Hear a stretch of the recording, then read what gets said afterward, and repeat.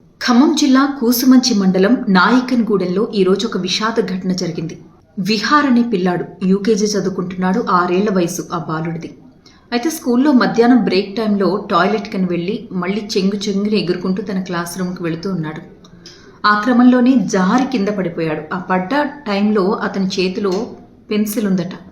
ఇలా బోర్లా పడిపోవడం, ఆ చేతిలో ఉన్న పెన్సిల్ తన గొంతులో గుచ్చుకోవడం, తీవ్రంగా రక్తస్రావం అవ్వడం. వెంటనే హాస్పిటల్కి తీసుకువెళ్లారు. కానీ ఆ అబ్బాయి చనిపోయాడని చెప్పారు డాక్టర్స్. దీంతో ఆ కుటుంబంలో తీవ్ర విషాదం నెలకొంది. నిజంగా చావు ఎప్పుడు ఎవరిని ఎలా పలకరిస్తుందో ఎవరు ఊహించలేరు.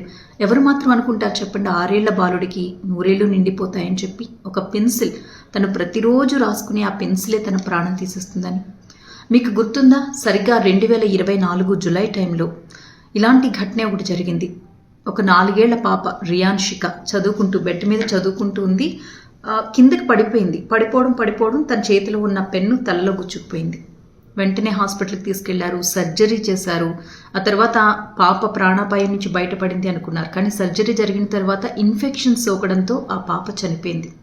అక్కడ రియాన్షిక పెన్ను తలలో గుచ్చుకుని చనిపోతే, ఇక్కడ ఈ పిల్లాడు పెన్సిల్ గొంతులో గుచ్చుకుని ప్రాణం పోయింది. తీవ్ర విషాదంలో ఉంది ఆ కుటుంబం. సాయంత్రం ఇంటికి వస్తాడు బాబు, ఇష్టమైనది ఏదైనా ఫుడ్ వండి పెడదాం అని ఆ తల్లి ఏర్పాట్లు చేసుకుంటూ ఉండగా స్కూల్ నుంచి వచ్చిన ఈ వార్త విని ఒక్కసారి ఆమె షాక్కి గురై అక్కడే కళ్ళు తిరిగి పడిపోయిందట.